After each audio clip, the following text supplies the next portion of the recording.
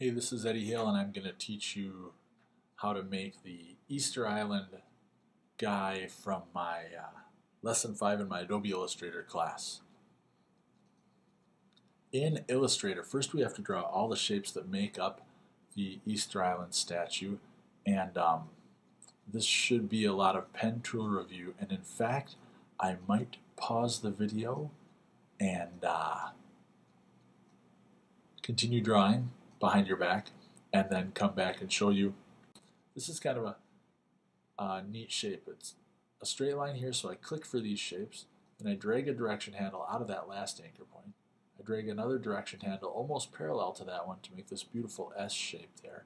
And then I do it in reverse. I'm going to pull up here to describe the bottom of his nose, pull straight up here. Now I want this direction handle to go away, so I click on that anchor point. That was a click, and I drag down here.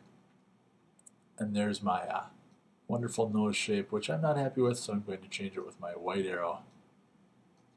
But I want you to try to get a shape something like that for the bottom of his nose. So I've drawn him out. I'm going to select all the shapes, and I'm going to fill them with the basic default gradient black to white like that. And then I'm going to take the strokes off. No strokes. But there's a special thing going on in this guy. He doesn't really go from black to white. So a little bit of gradient review. He goes not to white, but I'm going to click on this white color stop over here and change this to, about 15%. So that's just a light gray. And then the darkest spot, I'm going to click on that color stop right there and change it to, I think 50% would work. So he just goes from a dark gray to a lighter gray everywhere. Let's see how that works. So I'll start with this. I deselect it. I'm going to start with this shape right here. I'm going to click on this. I'm going to switch to the gradient tool over here in the tool panel, and I'm going to drag from about right here going up. So the first part of the drag is the lightest part of the gradient, and then the darkest part of the gradient is where I end my drag up here. You can use this bar here if you're more comfortable with that, but I'm old school, so I drag with the gradient tool. I'm going to hold my command key and click on the nose part here, and I'm going to drag straight up here also.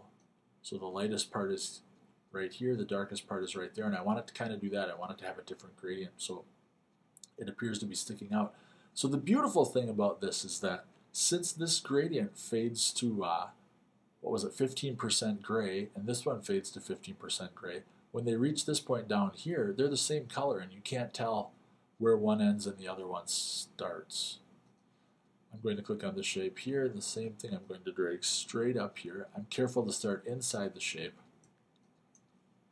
and now it should fade out to that 15% gray seamlessly. And the same thing here, I'm going to drag straight up here, and hopefully if I do it right, you won't be able to really see a hard bottom edge on here. Then I do another trick with my arrow tool and the option key held. I drag a copy of this down to give him his tulips there.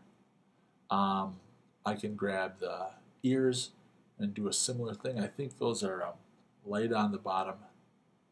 I'm going to start outside of the shape here and drag up to here so that they're a little bit darker than the rest of the face where they end down here.